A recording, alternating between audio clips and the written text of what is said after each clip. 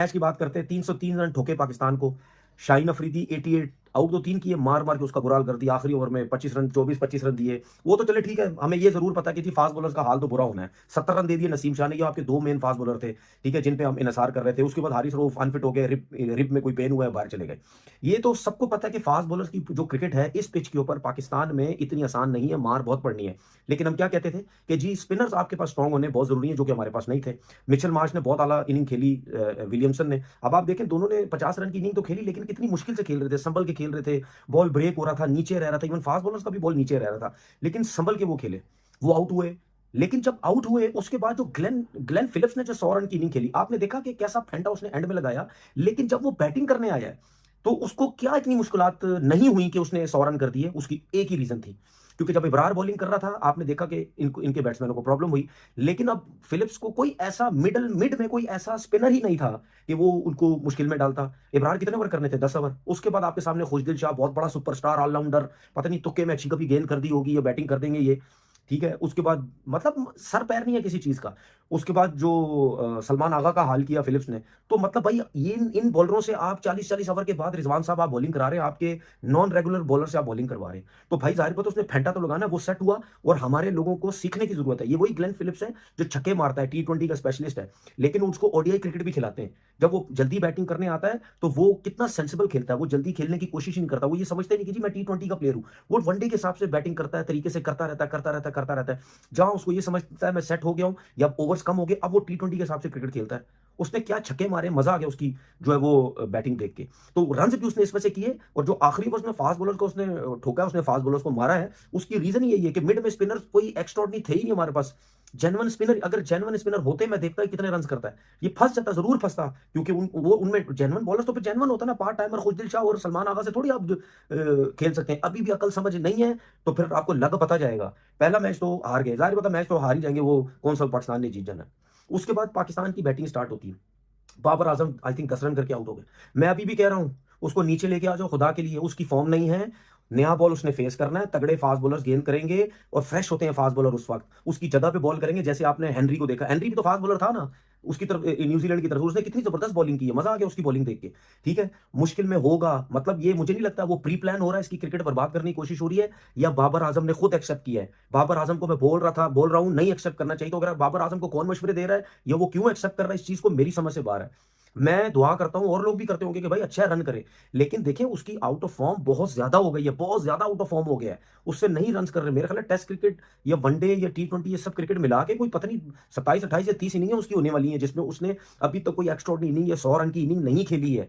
तो भाई जिस जो भी मशवरा दे रहा है एज अ ओपनर, उसको छोड़ो, अपने तीसरे नंबर पे आओ। ये जो 56 रन की एवरेज है ना ओडीआई की, ये भी नीचे आ जाएगी। किसी के कहने पे आ रहे हो, बकरा बनाया जा रहा है तुम्हें, खुद तो कोई ओपन कर नहीं रहा। अब रिजवान तो ओपन करता है T20 में, क्यों नहीं चाहता ओपन? जाओ ना, ओपन जाओ। तो ये बाबर आजम को सोचना चाहिए, मना कर देना चाहिए था बाबर को, भाई मैं ओपन नहीं करूंगा, मैं अपने नंबर पे जाऊंगा। तो सिलेक्शन कमेटी को, कोचिंग स्टाफ को ये सोचना है कि भाई अगर आपके पास एक ही प्लेयर है या उसके अलावा भी, उनकी क्रिकेट मत खराब करो भाई, उनको उनको रन करने दो। उसके बाद क्या हुआ?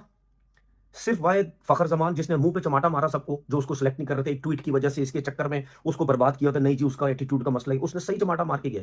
बैट लग रही, उसका 100 नहीं हुआ।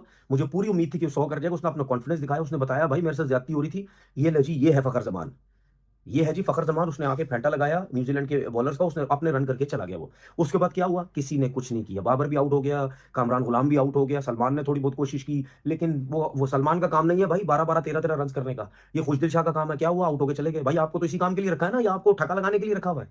आप लोग तो टोटल पर्ची पे आए हो, क्योंकि वजह यह है कि आप लोग एक आध मैच में रन करने वाले प्लेयर हैं। जिस प्लेयर का 36 दफा कमबैक हो जाए, इसका मतलब वो किसी काम का प्लेयर नहीं है, लेकिन फिर भी उनको लाया जाता है, फिर भी उनको खिलाया जाता है, पर्ची पे या डंडे पे लाया जाता है। मेरी समझ से बाहर। फहीम अशरफ को आपने मैच नहीं खिलाया, क्योंकि क्लियर एक नजर आता है ना, क्लियर एक नजर आता है। हर कोई कह रहा है डंडे पे आया, सोर्स पे आया है, उसको नहीं खिलाएंगे, एक आध मैच खिलाएंगे, उसके बाद उसको सीधा चैंपियन ट्रॉफी में डालेंगे। सारे मैच उसको खिलाते, उसकी मार लगती, एक्सपोज होता, क्योंकि इतने बड़े डंडे से या किसी के सिलेक्टर्स के या किसी उसकी उस पे पर्ची पे आया हुआ है, तो उनको उनके ऊपर तो प्रेशर आ जाता है, यार ये क्या हो गया। दूसरे फील्डर भी हैं, एक नाम गालिबन मेरे जेहन से उनका निकल रहा है, वो भी पीछे कामरान गुलाम, उनकी भी जो है ना डीप से थ्रो नहीं पहुंचती है। और मतलब कितने एथलीट्स हैं आप देख सकते हैं। आज न्यूजीलैंड की बाकी सारी चीजें तो एक तरफ, आप फील्डिंग सिर्फ देखें, उनकी बॉडी लैंग्वेज देखें कि दे मीन बिजनेस। आपकी तरफ वो यूं रोकते हैं और भाग जाते हैं। मतलब आपके मिड ऑन मिड ऑफ पे नसीम शाह वगैरह ये बिल्कुल हिलते भी नहीं है, मुश्किल हो गया अब इनका हिलना भी। ये वो इजी सिंगल देते हैं आप यार, जिसकी वजह से एक मोमेंटम बिल्ड होता रहता है। आपने टाइम एंड टाइम अगेन जिस तरह न्यूजीलैंड ने जो टॉस जीत के इस मैच के अंदर बारी ली है, अब उनको लगा बाय द लॉ के ये फ्लैट पिच है, लेकिन 12-15 ओवर तक फास्ट बॉलर्स का बॉल भी मुश्किल हुआ। ठीक है, स्टॉप कर रहा था, नीचे भी रहे, स्पंजी बाउंस था। ठीक है, और स्पिनर का भी जो है ग्रिप कर रहा था जब पाकिस्तान बॉलिंग कर रहा था। पाकिस्तान ने अच्छा स्टार्ट किया, शाहीन शाह अफरीदी ने पहले ही ओवर में जो यंग का विकेट लिया, एक अच्छा मोमेंटम स्टार्ट अच्छा हुआ, लेकिन उसके बाद क्रेडिट थोड़ा जाता है केन विलियमसन को, क्योंकि उन्होंने उस टाइम पे अपना स्ट्राइक रेट नहीं देखा। जब उनको पता लग गया कि विकेट मुश्किल है, वो वहां पे खड़े हुए, उन्होंने अपना टाइम लिया और इस दौरान पाकिस्तान ने एक और विकेट ले ली, तो Pakistan were on top at that point of time. उसके बाद मिचेल बहुत जबरदस्त खेला है, नीचे से आके मिचेल ने मोमेंटम को बढ़ाया और कुछ हाथ फोर्सफुल शॉट्स मारे हैं जो कि उसकी लगी हैं, लेकिन उसने वो मोमेंटम पकड़ा है। मोमेंटम कब पकड़ा है? जब खुशदिल शाह आए। इब्रार बहुत बड़ा पॉजिटिव थे, आई थिंक बड़ी जबरदस्त बॉलिंग की है इब्रार ने सर्कल के अंदर, लेकिन फिर उससे होता ही है यार कि जब आप नसीम शाह को 2 ओवरों के बाद हटा देंगे ना, तो वो जो एक नसीम शाह का नए बॉल के साथ चांस है विकेट लेने का, ठीक है वो उस तरह की बॉलिंग नहीं कर रहे, समझ आती है कि वो उस रिदम में नहीं है, लेकिन क्योंकि आपके स्क्वाड के अंदर है, आपने बेस्ट यूटिलाइजेशन करनी है, तो फिर आपने अगर खिलाया तो फिर परसिस्ट करना है और उनको वहां लगाना है जहां उनके बेस्ट चांस है परफॉर्म करने के, like with the new ball. Naseem Shah हट गए, थ्रेटनिंग लग नहीं रहे थे, तो वो इब्रार आए, इब्रार ने अच्छी बॉलिंग की उनकी जगह, लेकिन चैंपियंस ट्रॉफी के अंदर जहां पे बॉल ग्रिप शायद इतना ना कर रहा हो जितना आज कर रहा था, फिर आप क्या करेंगे? आपको तब भी तो फास्ट बॉलर से करवानी ही पड़ेगी ना। तो बेहतर ये है कि अपने, क्योंकि इवेंट आगे है, अपने बॉलर्स को प्रॉपर तरीके से मौका दीजिए। बेशक वो बुरी बॉल भी कर रहे हैं, लेकिन वो रिदम पकड़ेंगे, बड़े अरसे बाद 50 ओवर की क्रिकेट खेल रहे हैं, तो एक पॉजिटिव था ये अबरार। लेकिन उसके साथ साथ आपने नसीम शाह को 2 ओवरों के बाद ही हटा दिया और फिर बाद में लेके आए। फिर जैसे विकेट थोड़ा सा स्टेबल हुआ, 12, 15, 17 ओवरों के बाद मिचेल की और विलियमसन की बड़ी जबरदस्त पार्टनरशिप लगी। आई थिंक बहुत एक्सपीरियंस शो किया है केन विलियमसन ने, इसीलिए दुनिया के नंबर 1 जाने जाते हैं। उनको पता था सबसे बेहतर वो अंदर जानते हैं, ग्रेट्स ऑफ द गेम है, उन्हें पता है कि कंडीशन क्या डिमांड कर रही है। उन्होंने बिल्कुल ये नहीं सोचा कि बेसबॉल क्या कर रहा है या कुछ और क्या कर रहा है। उन्होंने जो ऑनेस्ट वहां पे चीज करने वाली थी मुल्क के लिए उनके, वो उन्होंने की, वो था टाइम लेना, रोटेट करना, पार्टनरशिप डेवलप करना, जो मिचेल के साथ उनकी अच्छी लगी। उसके बाद आपने तो जो लगी वो फिर आपको खुशदिल शाह को लेके आना पड़ा। अब देखिए खुशदिल शाह ने बुरे बॉल नहीं किए, खुशदिल शाह ने ठीक बॉलिंग की है, लेकिन एट द सेम टाइम आप देखें कि मुश्किल में था न्यूजीलैंड। अगर 2 आउट ना हुए होते और खुशदिल शाह थोड़े से बेहतर पिच पे आ जाता, तो क्या फिर भी खुशदिल शाह ऐसी बॉलिंग करता? ये पॉइंट है। इस पिच के हिसाब से बहुत जबरदस्त बॉलिंग की आई थिंक उसने, और क्योंकि 2 को विकेटें भी गिर गई थी, इस वजह से अगर किसी मैच में विकेटें नहीं गिरेंगी तो वहां क्या करेंगे? फिर ये है कि जब बाद में भी आप इनको लेके आए, क्योंकि आपने उसका यूटिलाइजेशन अच्छे तरीके से किया। आपका ये था कि जैसे जैसे विकेट गिरती रहे आप खुशदिल को लेके आते रहे, और खुशदिल शाह ने बेटर बॉलिंग की। लेकिन अगर कभी ओडीआई के अंदर हम देख रहे हैं, और पाकिस्तान के साथ भी बहुत दफा हुआ है, पार्टनरशिप नहीं टूट रही है, आपका जो विकेट टेकिंग बॉलर है आउट करके नहीं दे रहा है, फिर आप इन 2 ओवरों के साथ क्या करेंगे? जो सलमान के और खुशदिल के लिए, ये आपके लिए चैलेंज होने वाला है। ठीक है, उसके बाद डेप्थ में जो आज आपने अपनी फिटनेस शो की है, आई थिंक न्यूजीलैंड की अगर टीम को आप देखेंगे तो आपको लग समझ जाएगी कि फिटनेस होती क्या है। ठीक है, डिसिप्लिन होता क्या है, किस तरह एजिलिटी वो शो करते हैं, ये बड़ा मैसिव डिफरेंस डालती है किसी भी 50 ओवर की गेम के अंदर। फिटनेस बहुत बड़ा है, और आपने T20 से लड़के इंपोर्ट किए हैं, ऑब्वियसली उनकी फिटनेस उस तरह की नहीं है, ये आप चाह के भी नहीं डिनाई कर सकते इस चीज को, तो और वो फर्क जो है ना साफ नजर आया। फिर Babar Azam I think unlucky रहे थोड़ा सा, लेकिन ब्रेसवेल के साथ उनका ये लव अफेयर जो है ये खत्म ही नहीं हो रहा है। वो जब भी आते हैं उनको बनी बना के आउट करके चले जाते हैं। कभी वो लाइक ऑफ स्पिनर से आउट हो रहे हैं, फिर वो लेफ्ट आर्म स्पिनर से भी फंस रहे हैं। अभी तक उन्होंने इसका कोई रिलीज या कोई तोड़ या हल वो ढूंढ ही नहीं रहे, सिमिलर तरीके से आउट हो रहे हैं। तो मतलब ऑब्वियसली यार वी एक्सपेक्ट कि आपकी इतनी परफॉर्मेंसेज हैं, आप किसी भी तरह के शेल से बाहर निकलेंगे, आपके फैंस आपसे ये एक्सपेक्ट करते हैं, लेकिन अभी तक लग नहीं रहा है कि जिस तरह आप स्पिनर से ट्रैप होकर आउट होते हैं, चाहे वो ऑफ स्पिनर है चाहे वो लेफ्ट आर्म स्पिनर है, आप उससे निकलने की कोशिश नहीं कर रहे हैं, कुछ नजर नहीं आ रहा कुछ डिफरेंट करते हुए। कहीं ना कहीं फखर जमान ने आज दिखाया कि कितना ट्रू विकेट था, जो उसने शॉट मारी है वो लगा है, दूर दूर से भी छिक्के लगे हैं, ठीक है, अपर कट्स लगे हैं, पुल शॉट्स लगे हैं। It was an amazing pitch. और पाकिस्तान की दफा जब बैटिंग कर रहा था अंडर लाइट ज्यादा बेहतर हो गया था, क्योंकि न्यूजीलैंड जब खेल रहा था स्पंजी बाउंस भी था, नीचे भी रहता हुआ हमें नजर आया बॉल, इसी चक्रों में वो केन विलियमसन ने इतना टाइम लिया और एक्सपीरियंस शो किया। लेकिन एक चीज मैं कहना चाहूंगा जी, मैं ये बात का कायल नहीं हूं, बैड डे था बॉलिंग में भी, बैड डे था बैटिंग में भी, बैड डे था फील्डिंग में भी, नहीं, पाकिस्तान टीम का हर चीज में बैड डे था। क्या जो सिलेक्शन करी है चैंपियंस ट्रॉफी के लिए, क्या वो सही करी है? अभी भी टाइम है, आज 8 तारीख है, 3 दिन बाकी हैं, लाएं, कोई आए या ना आए, सुफियान मुकीम को आ रहा है, चले आपको ब्रेकिंग न्यूज दे देते हैं, लेकिन एक ओपनर भी लाएं। उसके बाद आप हार भी जाए ना तो लोग आपको बोलेंगे नहीं। देखा आपने T20 वर्ल्ड कप में क्या मिस्टेक करी, आमिर को भी लाए और अम्माद को भी लाए, वही मिस्टेक आपने यहां पे कर दी। क्यों? कि वही लोग अभी भी मौजूद हैं, चाहे वो सिलेक्शन कमेटी में हो, एक है शायद, बाकी तो दाएं बाएं हैं वो लोग। तो ये गलतियां बार बार नहीं होनी चाहिए। बीइंग अ पाकिस्तानी बात कर रहा हूं, ये नहीं कि आप मैच हार जाए 100 रन से 200 रन से हार जाए, लेकिन यार टीम बनाते वक्त आप अगर 15 की टीम थोड़ी बनती है, टीम बनती है 2 या 3 लड़कों की, बाकी तो 12 ऑटोमेटिक चॉइस होते हैं। हमने सिलेक्शन करी है ना, जूनियर लेवल पे टीमें बनाना बहुत मुश्किल होता है।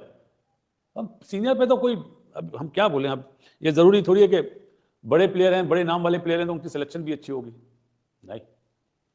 डिसीजन मेकर होना चाहिए, जब फैसला करे तो ये ना देखे कौन है सामने। और बाबर को चाहिए मना करे, मैंने ओपनिंग नहीं करनी भाई, खिलाना खिलाओ, नहीं खिलाना नहीं खिलाओ, सीधी सी बात है। मेरे ख्याल है ब्रेसवेल ने कोई 4थी या 5वीं दफा आउट करा है बाबर को, पहले भी T20 में भी आउट करा हुआ, वनडे में भी आउट करा हुआ। तो जी हमें ये चीज समझ में नहीं आ रही। आप ये देखें, उन्होंने जहां पे सलमान अली आगा और तैयब ताहिर बैटिंग करे ना, 6 फील्डर दायरे में ले लिए थे सेटनर ने कि मारो, वो भी अपनी प्लान कर रहे हैं ना चैंपियंस ट्रॉफी का।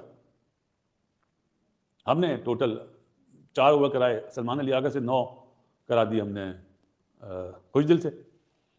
चले हारिस की इंजरी हुई मानता हूं, फिर आपको लेना पड़ा, लेकिन आपको अबरार के बाद पहला ऑप्शन जो होना चाहिए था ना, वो सलमान अली आगा का होना चाहिए था। ये क्या मैचअप दुनिया में लगा रखा है क्या?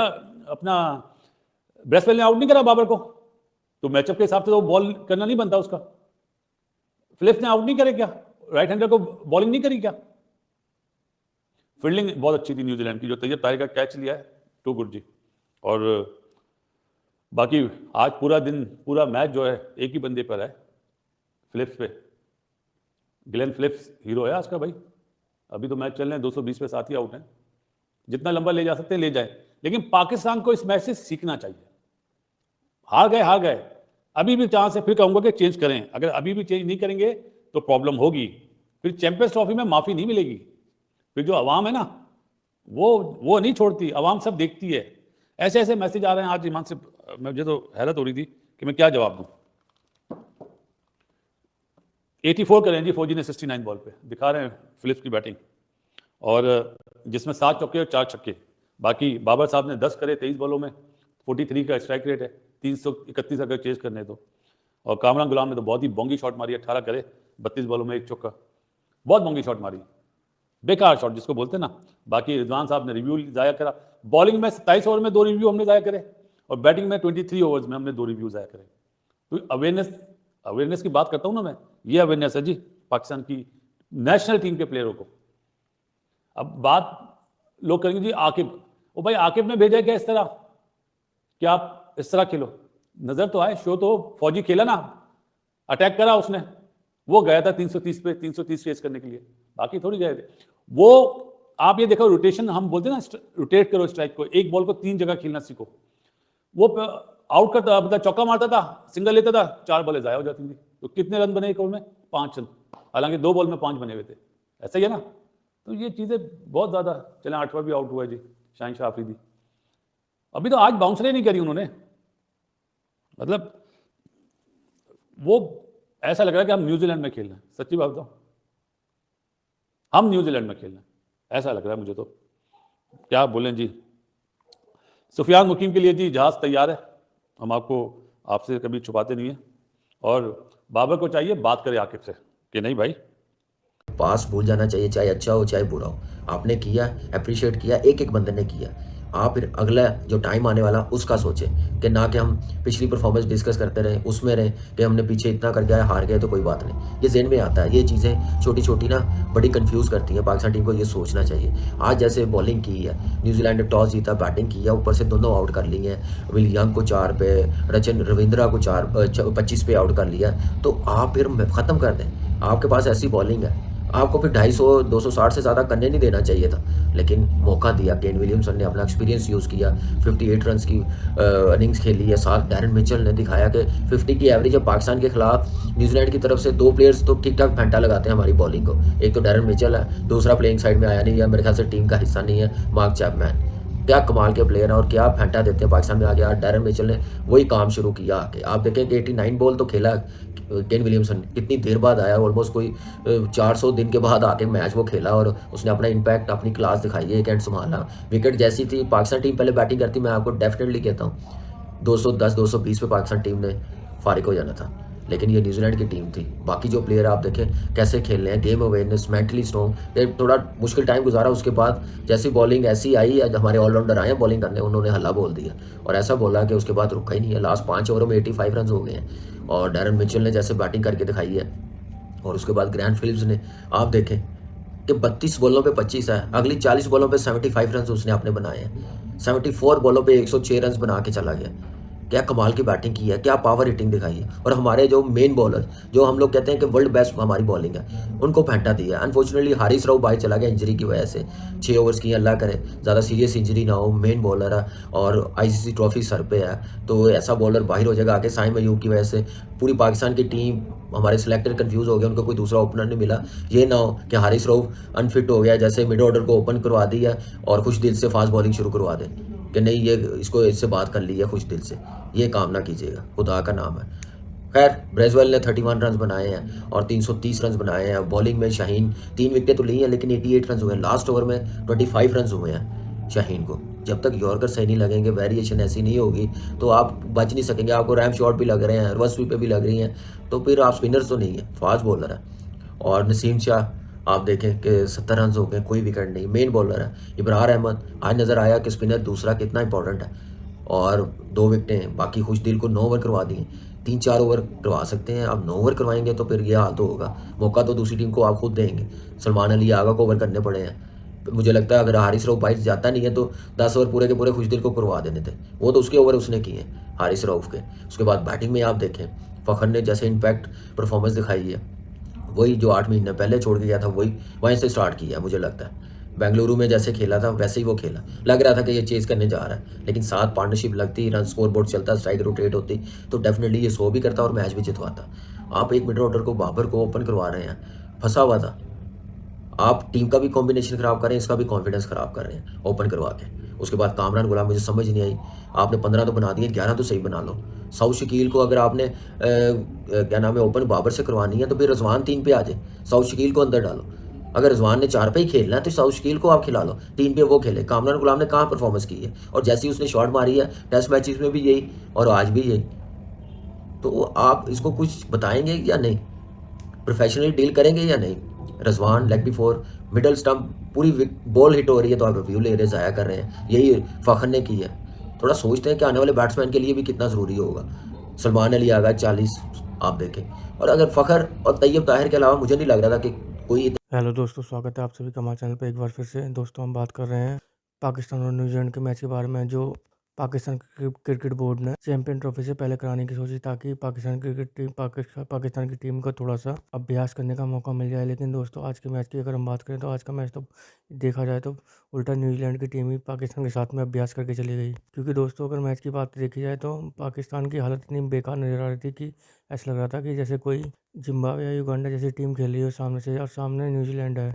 मैच की शुरुआत में न्यूजीलैंड ने पहले टॉस जीतकर पहले बल्लेबाजी करने का फैसला किया। हालांकि शुरुआत में पाकिस्तान ने 2 विकेट जल्दी चटका दिए थे न्यूजीलैंड के, लेकिन उसके बाद में न्यूजीलैंड के जो इनएक्सपीरियंस रचिन रविंद्रा और विलियम जल्दी आउट होकर चले थे। लेकिन इसके बाद में एक्सपीरियंस केन विलियमसन और डैनियल मिचेल ने एक बेहतरीन साझेदारी करते हुए पाकिस्तान की बॉलिंग को करारा जवाब दिया। हालांकि केन विलियमसन ने एक स्लो पारी खेली, लेकिन उसके बाद में दोस्तों डैनियल मिचेल ने बहुत अच्छी पारी खेली। इसके बाद में जो आए थे उनके ग्लेन फिलिप्स, उन्होंने तो पाकिस्तान बॉलरों की धज्जियां सी उड़ा के रख दी दोस्तों। क्योंकि इस बारे में हम अगर बात करें तो जहां पर न्यूजीलैंड 270-280 रन बनाते दिखाई दे रहा था, उस टाइम पर ऐसा लग रहा था कि न्यूजीलैंड का इतना ही स्कोर जाने वाला है। लेकिन फिर ग्लेन फिलिप्स ने पाकिस्तान के बॉलरों की ऐसी खबर ली कि स्कोर को 330 के पार पहुँचा दिया। और उसके बाद में पाकिस्तान के बॉलरों की ऐसी खबर ली थी दोस्तों कि पाकिस्तान के कप्तान को कुछ समझ में नहीं आ रहा था कि किसको बॉलिंग दी जाए किसको नहीं। अगर हम इस बारे में बात करें कि पाकिस्तान के जो बॉलर हैं, जो उनके आज पार्ट टाइम के बॉलर थे, उन्होंने अच्छी गेंदबाजी की अकॉर्डिंग देखा जाए तो उनके जो परमानेंट बॉलर हैं जैसे शाहीन शाह अफरीदी और नसीम शाह, जो उनके रेगुलर बॉलर हैं, उनको आज इतनी मार पड़ी है कि पाकिस्तान वाले भी बहुत ज़्यादा ट्रोल करते नजर आ रहे हैं। अगर दोस्तों अगर हम इस बारे में बात करें कि लोग कहेंगे कि फ्लैट पिच थी इसलिए पिट गए, तो ये फ्लैट पिच थी तो पाकिस्तान के जो बॉलर हैं, पाकिस्तान के जो बैट्समैन हैं, वो रन क्यों नहीं बना पाए। या तो पाकिस्तान की बॉलिंग इतनी ज़्यादा ख़राब हो चुकी है कि उन्हें कोई भी मार सकता है, या फिर दोस्तों एक चीज़ तो कन्फर्म है, पाकिस्तान की बॉलिंग बैटिंग इतनी बेकार हो चुकी है कि वो फ्लैट पिच पर भी रन बना नहीं पा रहे हैं। तो इस चीज़ की तो पाकिस्तान क्रिकेट बोर्ड को सोचना होगा कि जिस टीम से आप उम्मीद लगाए बैठे हैं कि आप चैंपियन ट्रॉफी जीतेंगे, उस टीम से वो टीम अभी ऐसा परफॉर्मेंस करके दिखा रही है। तो आने वाले टाइम में जो चैंपियन ट्रॉफी चालू होने वाली है 1-1.5 हफ्ते बाद, उसमें इनका क्या होने वाला है तो टाइम ही बताएगा दोस्तों। तो दोस्तों कैसे तो दोस्तों आगे देखते हैं वीडियो में क्या होता है। नहीं, यहाँ यहाँ यहाँ पे देखे ना, चैपमैन आता है इनके पास, इनकी टीम में चैपमैन आता है, लैथम नहीं खेलता, कॉनवे कीपिंग करता है, विलियमसन विल यंग भी उड़ता है, तो बिल्कुल। इनकी टीम मजीद बेहतर हो सकती है। बिल्कुल ठीक कह रहे हैं। अच्छा भाईजान, कमाल ये है कि 123 रन आखिरी 10 ओवर में किए न्यूजीलैंड ने, आखिरी 5 में 88 किए और 47वें ओवर में 50 किया फिलिप्स ने, 50वें ओवर में 100 कर दिया। 77 रन उन्होंने 72 गेंदों पे बनाए, 72 गेंदों पे उन्होंने सेंचुरी बना डाली। तगड़ा प्लेयर है यार, सॉलिड हैंड है, के फोर आर्म देखें इसका, स्पेशली बॉलिंग अच्छी करने लगे हैं, लेकिन ये डेंजरस प्लेयर हो गई ड्यूरिंग द चैंपियंस ट्रॉफी, और इनको मौका मिलेगा, भरपूर मौका मिलेगा, और ये तंग करेंगे, तमाम टीम को तंग करेंगे ये। अच्छा राशिद, एक और चीज़ है, इनको वो बेनिफिट तो मिला ना कि शुरू में आया तो 29 रन 43 गेंदों पे थे, जब हारिस अनफिट होकर चला गया तो फिर वो पार्ट टाइमर्स के अगेंस्ट तो फिर इन्होंने लूट लिया ना, इन्होंने पोस्ट मैच कॉन्फ्रेंस में भी कहा है, इन्होंने कहा टारगेट किए हुए थे वो स्पिनर।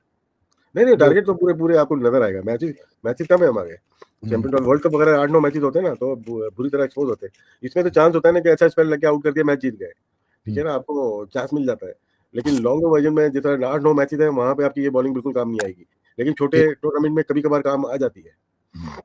अच्छा राशिद, एक और चीज़ जो मुझे कंसर्न था, आज शाहीन ने पहले ओवर में आउट किया, 3 आउट भी कर दिए विलियमसन को। ये बताएं आप, नहीं मैं भाई, सवाल मेरा ये, हारिस रऊफ का क्या करना है, क्या टेस्ट हुए इनके, क्या मेडिकल ट्रीटमेंट हुई, किस तरह से यार जा रहे हैं? मुझे अभी तो एक तो मुझे शर्म आ रही है यार, मुझे ही बता देते, फोन कर देते, मैं लाहौर में एमआरआई करा देता। हाँ। अभी तक एमआरआई नहीं हुआ था।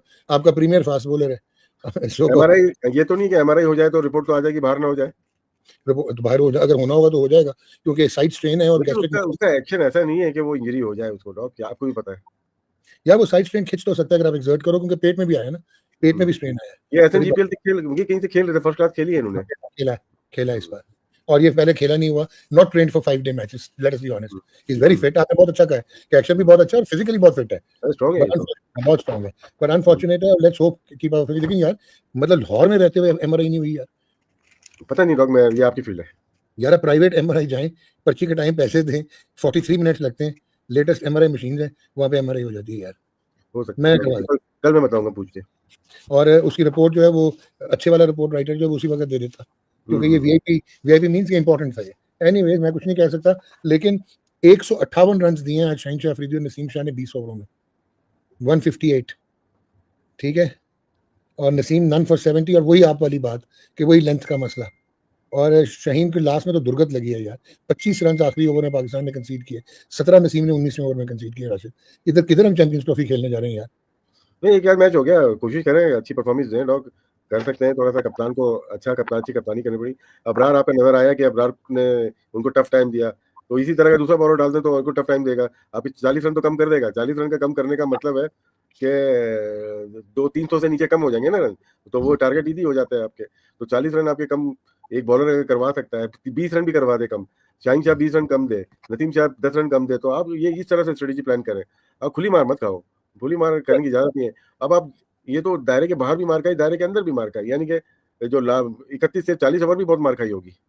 सर मुझे ये पता कि आखिरी 4 ओवर में 76 रन किए लास्ट 4.2। सुफियान मुकीम लोडिंग या आना भी चाहिए यार। अच्छा वैसे मैं तो समझता हूँ शदाब भी आ जाता अगर फिट है तो, बारी भी दूसरा दिखा दो जरा, पाकिस्तान की बैटिंग दिखाओ क्या कर दिया उन्होंने। तो दोस्तों आपने देखा किस तरह से पाकिस्तान मीडिया की रिएक्शन। वहीं अगर हम बात करें तनवीर अहमद की, तनवीर अहमद ने कहा कि दोस्तों पाकिस्तान के बॉलरों को एक्सपोज कर दिया है न्यूजीलैंड के बैट्समैन होने। और दोस्तों इसमें देखा जाए तो कोई भी गलत बात नहीं बोली है तनवीर अहमद ने, क्योंकि जिस तरह से आज न्यूजीलैंड की बैटिंग हुई है उसको देखकर साफ लग रहा था कि पाकिस्तान की बॉलिंग बहुत ही ज़्यादा बेकार रही। वहीं तनवीर अहमद ने ये भी कहा कि दोस्तों कि ना आपके स्पिनर करे ना आपके ओपनर चले, और चले हो आप चैंपियन ट्रॉफी जीतने, वो भी इस स्क्वाड के साथ में।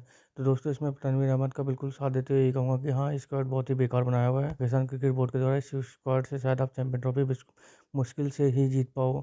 शायद उम्मीद तो कोई भी नहीं रखनी चाहिए पाकिस्तान के क्रिकेट फैंस को कि इस टीम के साथ में ये चैंपियन ट्रॉफी जीतने वाले हैं। वहीं अगर हम बात करें दोस्तों तनवीर अहमद बाबर आजम को सपोर्ट करते हुए नजर आए। उन्होंने कहा कि उन्होंने पहले ही बोला था कि बाबर आजम से ओपनिंग न कराया कि उनकी क्रिकेट बेकार हो रही है। ये खिलाड़ी पहले से ही आउट ऑफ फॉर्म चल रहा है, उसके बाद में इनको एक और प्रेशर दिया जा रहा है जिसकी वजह से इनकी फॉर्म और बेकार होती चली जाएगी। वहीं अगर दोस्तों हम बात करें न्यूजीलैंड की बॉलिंग के बारे में तो मैट हेनरी ने बहुत अच्छी गेंदबाजी करी दोस्तों। उन्होंने पाकिस्तान के 3 मैन विकेट चटकाए, और वहीं न्यूजीलैंड के कप्तान मिचेल सेंटनर ने भी बहुत अच्छी गेंदबाजी करी, पाकिस्तान के 3 विकेट चटकाने में अहम भूमिका निभाई। मिचेल ब्रेसवेल ने 2 विकेट चटकाए दोस्तों, जिसकी बदौलत पाकिस्तान को न्यूजीलैंड ने 78 रन से हरा दिया। दोस्तों अगर हम देखें इस बात को कि न्यूजीलैंड ने जिस तरह से 78 रन से पाकिस्तान को उसकी सरजमी पर आया है, तो पाकिस्तान के लिए बहुत ही शर्मनाक आ गया है, क्योंकि दोस्तों लाहौर के मैच पर ही पहला मैच हो रहा था आफ्टर नया स्टेडियम बनने के बाद है। लेकिन दोस्तों पाकिस्तान की टीम को ये देखना चाहिए था कि आज पहला मैच है इस मैदान पर, तो उन्हें जीत कर टीम यहाँ के लोगों को एक बेहतरीन तोहफा देना चाहिए। लेकिन पाकिस्तान की टीम की जो परफॉर्मेंस थी वो इतनी बेकार थी कि एक बार कोई मैच हार जाते, चाहे लड़कर हारते तो ये बात अलग थी। लेकिन पाकिस्तान की बैटिंग को देखा जाए तो फ़खर जमान के अलावा कोई भी बैट्समैन अच्छी तरह से बैटिंग नहीं कर पाया। न्यूजीलैंड के बॉलरों के आगे अपने घुटने टेकते चला गया। वहीं न्यूजीलैंड इस मैच में शिकंजा कसती चली गई और पाकिस्तान को एक बार दबाने के बाद में पाकिस्तान को उठने का मौका ही नहीं दिया न्यूजीलैंड के गेंदबाजों ने। इस मैच में बस यही कमी रही दोस्तों, अगर एक देखा जाए तो दोनों टीमों में यही एक कॉमन सा थी, अलग जीतने का एक ही वो, जहाँ पर पाकिस्तान ने पहले विकेट चटका दिए थे और उसके बाद में विकेट नहीं ले पाया। वहीं न्यूजीलैंड ने विकेट चटकाने के बाद में लगातार विकेट चटकाता रहा और इसका